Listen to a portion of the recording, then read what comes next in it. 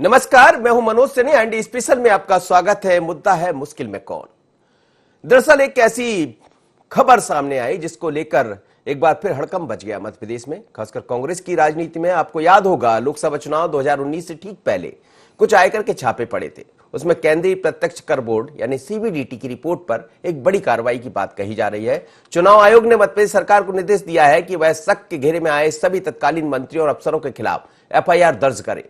CBDT की report पर तत्कालीन मुख्यमंत्री कमलनाथ के कई करीबियों समेत कांग्रेस के कई तत्कालीन मंत्रियों, मध्य प्रदेश के आईएएस और आईपीएस अफसरों के नाम सामने आ रहे हैं। पहले एक पूर्व वरिष्ठ आईएएस अफसर, 3 सीनियर आईपीएस और एक राज्य पुलिस सेवा के अधिकारी पर केस दर्ज होगा। जैसा कहा गया है, जांच जैसे जैसे आगे बढ़ेगी, इसके बाद घेरे में बाकी लोग भी आ जाएंगे, ऐसी चर्चा है। सीनियर आईपीएस अफसर की बात करें तो कई लोगों के इसमें नाम सामने आ रहे हैं और उनके नाम के साथ ही अब यह कहा जा रहा है कि एफआईआर दर्ज होगी, क्योंकि चुनाव आयोग ने कहा है। तो क्या मध्य प्रदेश निर्वाचन आयोग इसमें एफआईआर दर्ज कराएगा या फिर सरकार की तरफ से? क्योंकि यह भी कहा गया है कि क्या ईओडब्ल्यू इस पूरे मामले की जांच कराएगा। तो ऐसे कई तरह की चर्चाएं बड़ी तेजी से बनी हुई है। जैसे ये खबर सामने आई, ये भी कहा जा रहा है कि कमलनाथ सरकार के दौरान उनके सलाहकार रहे राजेंद्र मिगलानी, रिश्तेदार रतुल पुरी की कंपनी मेजर वियर के लोगों और ओएसडी रहे प्रवीण कक्कर का नाम भी इसमें चर्चा में है। यदि हम बात करें तो हवाला कारोबारी ललित कुमार छजलानी, कॉन्ट्रैक्टर अश्विनी शर्मा, प्रतीक जोशी, हिमांशु शर्मा के यहां भी छापा पड़ा था। इस दौरान बड़ी मात्रा में लेन देन के दस्तावेज, 93 करोड़ के ट्रांजैक्शन और 4 करोड़ रुपए की बरामदगी हुई थी। मुश्किल में कौन, कितनों पर गिरेगी गाज और जाएगी कहां ये कार्रवाई, यही है। लेकिन जैसे ही ये कार्रवाई सामने हुई है, जैसे ही ये चर्चा सामने आई है, उसके बाद कई तरह की चर्चाएं बड़ी जोरों पर है और हमने देखा है कि जो बातें कही गई है इसमें,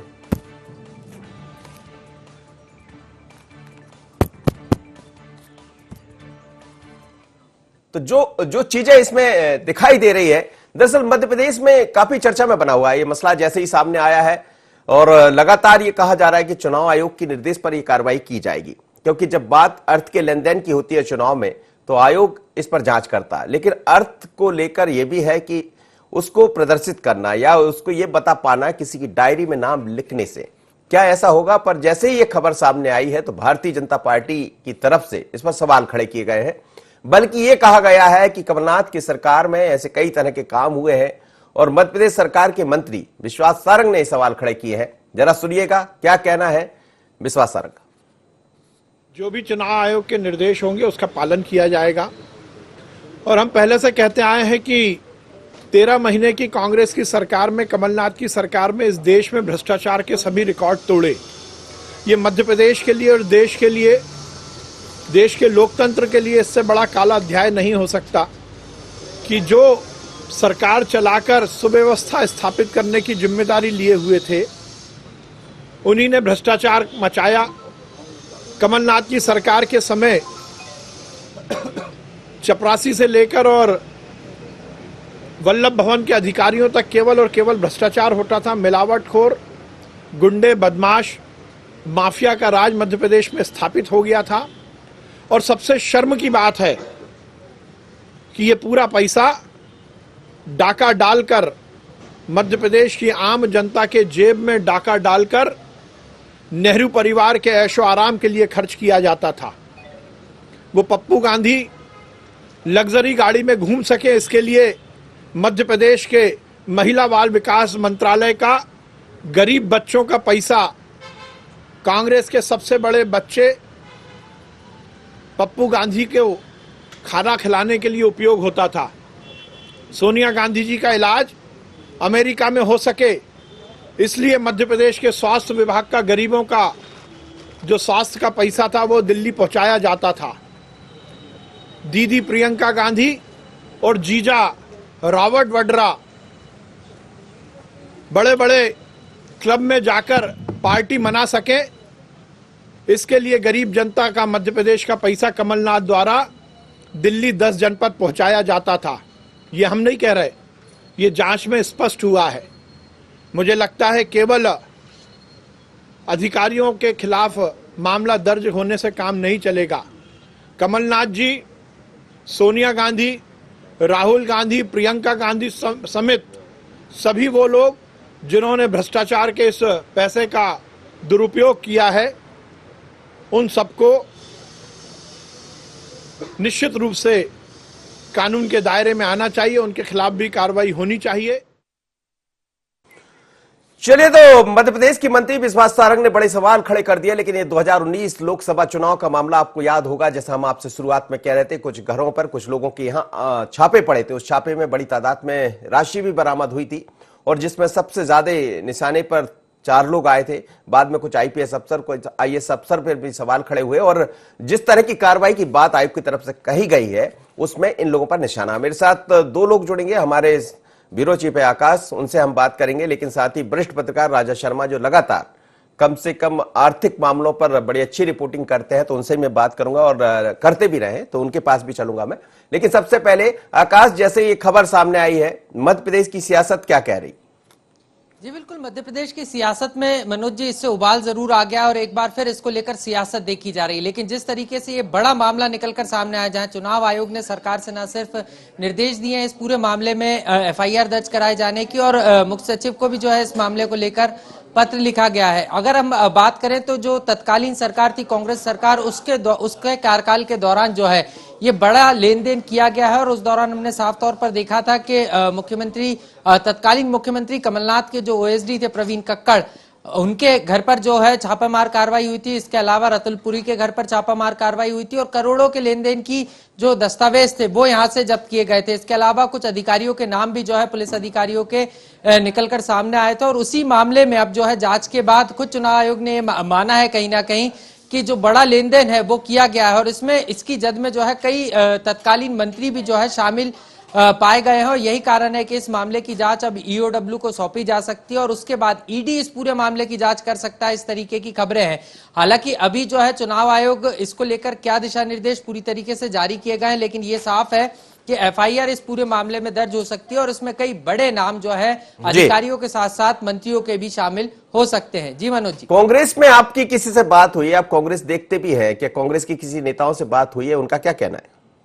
जी बिल्कुल, कांग्रेस की माने तो कांग्रेस का साफ तौर पर जब ये कार्रवाई की गई थी उस दौरान भी कांग्रेस इसको बदले की कार्रवाई कह रही थी। बावजूद भी जो है सरकार सिर्फ दिखावटी की कार्रवाई कर रही है। अगर कहीं भी कुछ गलत हुआ है तो सरकार को कार्रवाई करना चाहिए, लेकिन कांग्रेस इससे बैकफुट पर जरूर आई है मनोज जी, और कहीं ना कहीं ये कांग्रेस के लिए चिंता का विषय भी है, क्योंकि अगर एफआईआर दर्ज होती है तो निश्चित रूप से जो मुश्किलें हैं वो कांग्रेस की बढ़ सकती है।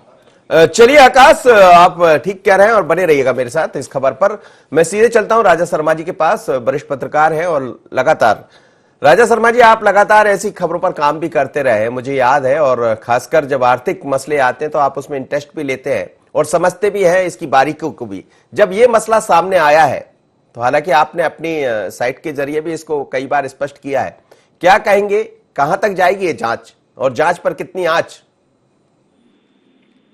देखिए मनोज जी, दरअसल जब भी कोई फाइनेंशियल इरेगुलरिटीज की बात आती है तो जो भी उसकी जांच एजेंसियां होती है, चाहे इनकम टैक्स डिपार्टमेंट हो, ईडी हो, सीबीडीटी हो, या अपना एक रिपोर्ट तैयार करते हैं। वो अपने उनकी फैक्ट फाइंडिंग देखते हैं कि इस अमाउंट का टैक्स इवेजन कितना है और इस अमाउंट का क्लेरिफिकेशन कितना है, ये अमाउंट कहाँ से अर्न किया गया। और देखिए, फाइनेंशियल इरेगुलरिटीज में एक ही चीज़ देखी जाती है कि टैक्स इवेजन कितना है और इस अमाउंट का सोर्स क्या है और किस व्यक्ति के माध्यम से पैसा आया है, और जिस व्यक्ति के माध्यम से आया है वो क्या टैक्स पेयर है, उसने उस अमाउंट का टैक्स पे किया है क्या।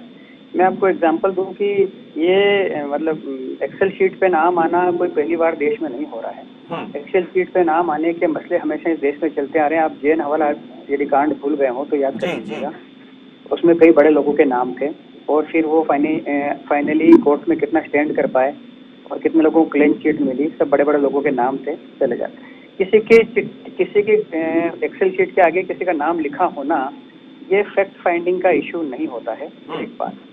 दूसरी बात, अब आपने पूछा कहाँ तक जाएगा, तो देखिए कांग्रेस और बीजेपी के यदि आप रिएक्शन के कमेंट्स की बात करोगे तो भारतीय जनता पार्टी जिस दिन से कमलनाथ की सरकार बनी थी उस दिन से इस बात का आरोप लगा रही थी कि वल्लभ भवन दलाली का अड्डा बन गया है। ठीक है, ये बीजेपी का पहले दिन से स्टैंड रहा।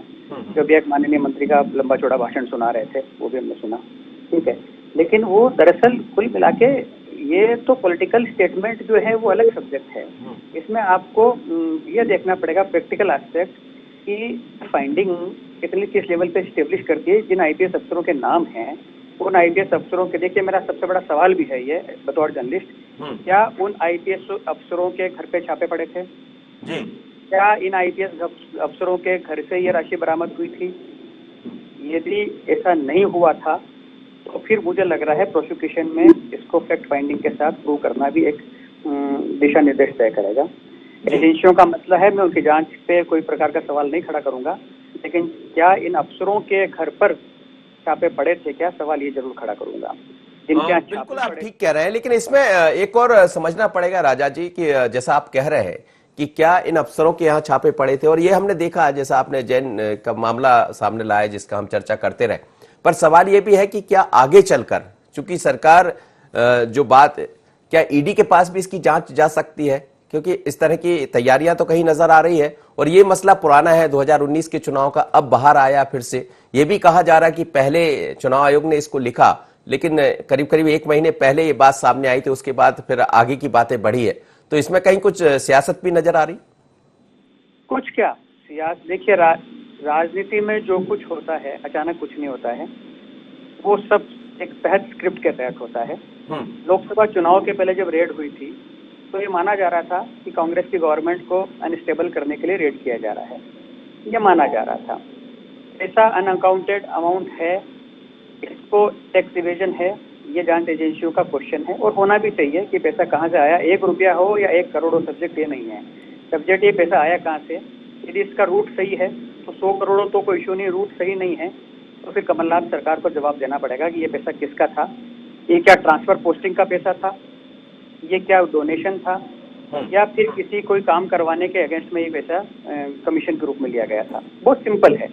तो टैक्स इवेजन, फाइनेंशियल रेगुलेटरीज जो होती है टैक्स देखती है कि टैक्स इवेजन हुआ क्या इस अमाउंट के अंदर।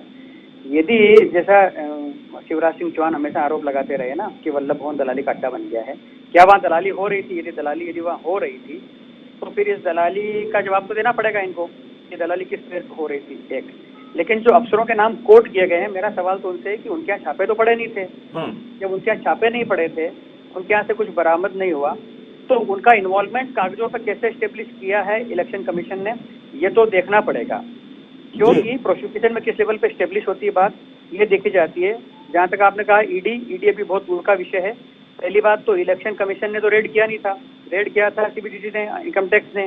इलेक्शन कमीशन तो चूंकि चुनाव से जुड़ा हुआ मसला था, उन दिनों में चुनाव आचार संहिता लग रही थी, इसलिए इलेक्शन कमीशन के हैंड ओवर थी ये रिपोर्ट। तो इस देश के अंदर को पहली बार ऐसा नहीं हुआ, ध्यान रखिएगा आप। कई बड़े बड़े लोगों के नाम फाइनेंशियल इरेगुलरिटीज में आते हैं। मैं तो चूंकि लगातार ईडी और इनकम टैक्स के इनके मसले कवर करते रहता हूँ। प्रोसिक्यूशन में कितना स्टैंड करते हैं, ये सबसे बड़ा इंपॉर्टेंट फैक्टर है। आपके पास एविडेंस क्या है, ये सबसे बड़ा इंपॉर्टेंट फैक्टर है, क्योंकि nature of crime tax evasion का होता है। टैक्स इवेजन में उन आईपीएस अफसरों का जिनका नाम का जिक्र किया गया है, इन्वॉल्वमेंट कितना है, ट्रेड किया था क्या इन्होंने, इनका ट्रांजैक्शन में रोल क्या है, ये सब चीजें देखी जाएगी। चलिए, आप बने रहिए मेरे साथ। इस वक्त धैर्यवर्धन शर्मा जुड़ रहे हैं। आकाश, आपका बहुत बहुत धन्यवाद, आप मेरे साथ जुड़े थे। और धैर्यवर्धन शर्मा जी से बात करूंगा। धैर्यवर्धन जी, बड़ा सवाल है कि फिर एक बार, जिन तो नहीं कहेंगे लेकिन कुछ तो बाहर आ ही गया है, और 2019 के लोकसभा चुनाव के दौरान जो छापे पड़े थे, अब आयोग ने कहा है कि इस पर एफआईआर दर्ज कराई जाए। क्या सरकार एफआईआर दर्ज करेगी? धैर्यवर्धन शर्मा जी, चलिए, धैर्यवर्धन शर्मा जी चले गए हैं। और क्या कहा था एक बार सुनते हैं। विश्वास सारंग का क्या कहना है? मध्य प्रदेश की मंत्री विश्वास सारंग, जैसे ये मसला सामने आया, उन्होंने किस तरह का बयान दिया। उन्होंने सीधे तौर पर कई तरह के आरोप कांग्रेस पर लगाए हैं, बल्कि राहुल गांधी और सोनिया गांधी को भी निशाने पर ले लिया। क्या कहा विश्वास सारंग ने, सुनिएगा। जो भी चुनाव आयोग के निर्देश होंगे उसका पालन किया जाएगा। और हम पहले से कहते आए हैं कि 13 महीने की कांग्रेस की सरकार में, कमलनाथ की सरकार में, इस देश में भ्रष्टाचार के सभी रिकॉर्ड तोड़े। ये मध्य प्रदेश के लिए और देश के लिए, देश के लोकतंत्र के लिए इससे बड़ा काला अध्याय नहीं हो सकता कि जो सरकार चलाकर सुव्यवस्था स्थापित करने की जिम्मेदारी लिए हुए थे, उन्हीं ने भ्रष्टाचार मचाया। कमलनाथ की सरकार के समय चपरासी से लेकर और वल्लभ भवन के अधिकारियों तक केवल और केवल भ्रष्टाचार होता था। मिलावटखोर, गुंडे, बदमाश, माफिया का राज मध्य प्रदेश में स्थापित हो गया था। और सबसे शर्म की बात है कि ये पूरा पैसा डाका डालकर, मध्य प्रदेश की आम जनता के जेब में डाका डालकर नेहरू परिवार के ऐशो आराम के लिए खर्च किया जाता था। वो पप्पू गांधी लग्जरी गाड़ी में घूम सके, इसके लिए मध्य प्रदेश के। चलिए, मेरे साथ दो मेहमान जुड़े हुए हैं। फिरोज सिद्दीकी है, कांग्रेस के प्रवक्ता है, और भारतीय जनता पार्टी धैर्यवर्धन शर्मा। सबसे पहले फिरोज सिद्दीकी जी, ये मसला सामने आया, आप सुन रहे थे विश्वास सारंग जी को, जो उन्होंने कहा कि इस पर एफआईआर दर्ज होगी और होना भी चाहिए, जैसा अब तो क्या कहा जाए, मुश्किल में एक बार फिर ना। इनकी बात से मुझे आपत्ति है, जो इन्होंने शब्द बोले राहुल गांधी जी के खिलाफ, राहुल गांधी जी के लिए, और मुझे इस बात पर आपत्ति, जहां तक इसका सवाल है कि जो एफआईआर का है, एक तो कमलनाथ जी के लिए कोई एफआईआर की बात उसमें नहीं कही गई है। जितनी भी है, चाहे ईडी हो, चाहे डायरेक्ट इनकम टैक्स ट्रिब्यूनल्स हो या सीबीआई हो, ये सब मोदी सरकार के सामने घुटने टेके खड़े रहते हैं। सबने देखा है, जहां भी इनको सरकार गिरानी होती है वहां ईडी पहुंच जाता है पहले, फिर इनकम टैक्स पहुंच जाता है। और जो इतनी बड़ी बड़ी बातें कर रहे हैं, एक शर्मा और था जब इनकम टैक्स की रेट पड़ी थी, एक शर्मा के यहाँ शिवराज सरकार में, और शिवराज सिंह जी की 4 नोटशीटें ब्लैंक दस्तखत की हुई नोटशीटें थी। ये इनको धैर्यवर्धन शर्मा जी को बता दीजिए, और उसका क्या हुआ उसकी भी जानकारी दे दीजिए। जवाब दे दीजिए, बड़ा आरोप। नहीं, मुझे इस विषय की जानकारी नहीं है। अभी कमलनाथ जी पर चर्चा करने के लिए प्रासंगिक डिबेट का आयोजन आपने किया है, और मुझे लग रहा है उस पर केंद्रित रहना चाहिए। भारतीय जनता पार्टी के इसमें कहाँ रोल आ जाता है? भारतीय जनता पार्टी पर क्यों आरोप लगाया जा रहा है? काले धन के इस्तेमाल के मामले में मध्य प्रदेश कांग्रेस कमेटी के मुखिया पर चुनाव आयोग के द्वारा निर्देशित किया गया है इन पर प्राथमिकी दर्ज की जाए। अब मुझे बताइए कि चुनाव आयोग तो स्वतंत्र है, उसको कहीं ना कहीं ये लगा होगा कि आपने काले धन का उपयोग किया है, अपने नियम कायदों का आपने उनकी धज्जियां उड़ाई हैं, इसलिए चुनाव आयोग विवश हुआ कार्रवाई कराने के लिए। अब चुनाव आयोग कोई कार्रवाई करे तो भी भारतीय जनता पार्टी कार्रवाई कर रही है, ये कहना कहां तक उचित है? लेकिन क्या इसमें होगी एफआईआर दर्ज, जैसा कहा है आयोग की तरफ से? नहीं, अब ये चुनाव आयोग ने जो निर्देश दिए हैं, उन निर्देशों में क्या लिखा गया उसका अध्ययन संबंधित अथॉरिटी करेगी जिसके लिए निर्देश दिया गया है, और जो उस पर कार्रवाई बनती है, विधि सम्मत कार्रवाई होगी। हमारा किसी को उत्पीड़ित करने का कोई इरादा नहीं है, हम किसी का तकलीफ में कोई आनंद नहीं लेना चाहते, पर जो कानून अपना काम करता है, यदि विधि सम्मत अपराध है उस पर एफआईआर होनी चाहिए, जैसा कि चुनाव आयोग ने निर्देश जारी किए हैं, अनुशंसा की है, क्या है उसको विस्तार से तो विधि विभाग के अधिकारी और पुलिस विभाग की अथॉरिटी समझेगी और उस पर उचित कार्रवाई करेगी। जी, चलिए, राजा शर्मा मेरे साथ जुड़े। राजा शर्मा जी, क्या एफआईआर दर्ज हो पाएगी एफआईआर दर्ज? क्योंकि बात तो कही है एफआईआर दर्ज कराने की। नहीं, देखिए, इलेक्शन कमीशन तो आपको ध्यान है कि जब भी कोई मसला होता है तो संबंधित स्टेट बॉडी को लिख के देता है, और आप केवल इस फाइनेंशियल इरेगुलरिटी के साथ साथ उन मुद्दों को भी देखिए। जब इलेक्शन कमीशन ये कहता है कि इस व्यक्ति की चुनाव रद्द किया जाए, इस व्यक्ति का चुनाव में एफिडेविट ठीक नहीं था, फिर वो मामला दूसरे कोर्ट में भी चले जाता है। ध्यान है आपको? तो ऐसा नहीं है कि इलेक्शन कमीशन ने कह दिया हो गया, उसमें तमाम प्रकार की फैक्ट फाइंडिंग होगी, और फैक्ट फाइंडिंग होने के बाद ये देखा जाएगा कि कितना स्टेब्लिश हो रहा है नेचर ऑफ क्राइम। मैंने आपसे कहा ना, फाइनेंशियल इरेगुलरिटीज में टैक्स इवेजन का रूट देखा जाता है। यदि टैक्स इवेजन का रूट व्यक्ति प्रूव कर देता है, तो मैंने आपको फिर संदर्भ दे रहा हूँ कि बड़ी बड़ी हवाला कांड हमने देखे हैं, वहाँ पे रूट स्टेब्लिश करना इंपॉर्टेंट फैक्टर होता है कि पैसा आया कहाँ से था, और जो पैसा व्यक्ति दे रहा था वो किस काम के लिए दे रहा था। तो इलेक्शन कमीशन ने कमीशन को लिखा है, कमीशन का अपना काम है, कमीशन इसको अध्ययन करेगा, क्योंकि इसमें आईपीएसओं के नाम जुड़े हुए हैं, उनकी खुद की अपनी लीगल ओपिनियन रहेगी, उनका अपना पक्ष रहेगा। यदि इसमें डायरेक्ट रूप से पॉलिटिकल व्यक्ति के किसी का नाम अभी जुड़ा हुआ नहीं है, ये भी आप देखिए, केवल इसमें पुलिस अफसरों के ही नाम है इसके अंदर। तो बहुत ऐसा नहीं है कि उन्होंने कह दिया, लिख दिया, हो गया। अभी गंगा में और पानी बहना बाकी है, सर, ध्यान रखिए आप। नहीं, लेकिन अभी हम देख रहे हैं एक नया चुनाव सामने आने वाला है, खासकर नगरीय निकाय चुनाव की बात करें, उससे पहले यदि इस तरह की चीजें सामने आती, अब इसके पीछे क्या है, क्यों? चूंकि आयोग ने कहा है रिपोर्ट दर्ज होगी नहीं होगी, आपने कहा कि अभी गंगा में बहुत पानी बहना बाकी है, पर कम से कम इसका यदि राजनीतिक दृष्टि से देखें तो असर तो दिखाई देगा। देखिए, कांग्रेस के पास क्या है आज की डेट में, कांग्रेस अभी लूज कर चुकी है। कांग्रेस स्टेट गवर्नमेंट लूज कर चुकी है। बाई इलेक्शन में भी कांग्रेस को जनता ने घर बिठा दिया है। ठीक है, तो अब कांग्रेस के पास नए सिरे से मोमेंटम खड़ा करने के लिए वो मॉरल बूस्टअप भी नहीं है आज की डेट में कि वो लोकल बॉडीज के अंदर, अर्बन बॉडीज के अंदर इलेक्शन लड़ने के लिए वो ताकत से खड़ी हो, क्योंकि ये जो पूरा चुनाव था इसमें बड़ी इनकी उम्मीदें थी और वो उम्मीदें भी जनता ने धराशायी कर दी। अब इसका असर पॉलिटिकली किसी व्यक्ति के करियर पे बड़ा अलग विषय है, पॉलिटिकल परसेप्शन पे नहीं पड़ेगा और जनता इन चीजों को देख के वोट भी नहीं करती, ये भी ध्यान रखिएगा आप। जनता का वोट का जो क्राइटेरिया रहता है 1 to 1 रहता है, चाहे कॉर्पोरेशन का इलेक्शन होगा या विधायक का इलेक्शन होता है, ये सब चीजें मैटर नहीं करती है। अब जनता का वोट करने का क्राइटेरिया बदल गया है, इसलिए आपको ये देखा जाएगा कि व्यक्ति कौन है और पार्टी कौन है, ये अलग इंपॉर्टेंट अलग अलग एस्पेक्ट है, ध्यान रखिए आप। तो मुझे कहीं से कहीं तक नहीं लगता कि इस प्रकार के इक्वेशन से आने वाले अर्बन बॉडी के इलेक्शन पे कोई फर्क पड़ेगा या पंचायतों की बॉडी को। फिरोज सिद्दीकी जी, यही सवाल मेरा आपसे है कि आपने भी कहा कि कई तरह के सवाल आपने भी खड़े कर दिए, पर ये ऐसे दौर में आया है जब नगरीय निकाय के चुनाव हैं, आपके प्रभारी उस तैयारी में लगे हैं, तो क्या कांग्रेस के लिए ये थोड़ा सा मुश्किल खड़ा करेगा?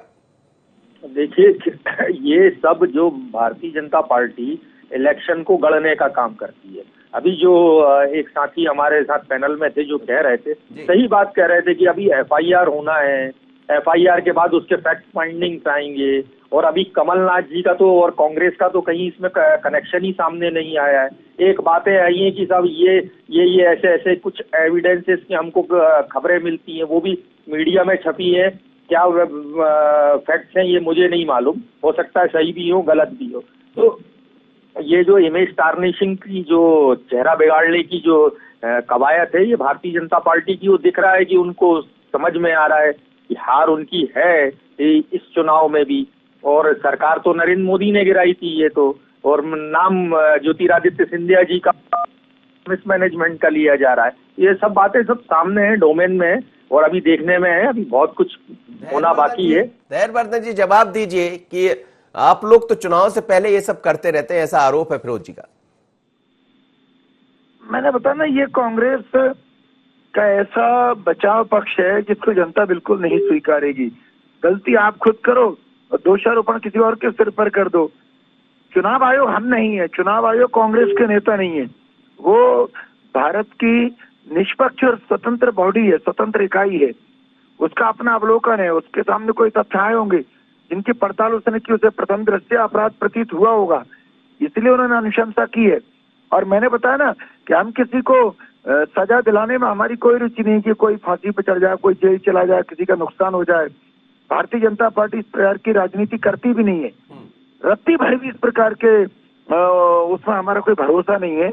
पर ये सच है कि चूंकि चुनाव आयोग ने इस प्रकार की बात कही है, ऐसा कोई राज्य सरकार को पत्र लिखा है, संबंधित अथॉरिटी को, पुलिस विभाग को, तो पुलिस विभाग उस पर एफआईआर कर सकती है और उसके बाद तथ्यों की पड़ताल करेगी, जो कार्रवाई होनी चाहिए वो पुलिस। आप तीनों मेहमानों को मेरे साथ जोड़े, लेकिन मध्य प्रदेश में एक बार फिर सियासत गर्म है, और लेकिन सवाल यही है कि मुश्किल में कौन।